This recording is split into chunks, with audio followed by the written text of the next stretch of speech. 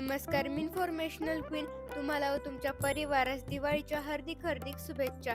तर आज आहे ते म्हणजे लक्ष्मीपूजन. तर आज मी तुम्हाला दाखवणार आहे की आमच्या घरी आम्ही लक्ष्मीपूजन कसे केले आहे. तर आता मी इथे गहू, तांदूळ व मूग, ज्वारी याच्या राशी घेतलेल्या आहेत. देवीच्या फोटो समोर आम्ही कलश ठेवलेला आहे व फराळ व फळेही ठेवलेले आहेत व फुला पानांनी आम्ही एक सजावटही केली आहे व त्याच्यानंतर आम्ही पंचाआरती लावून सर्व देवांची आरती करून घेतली.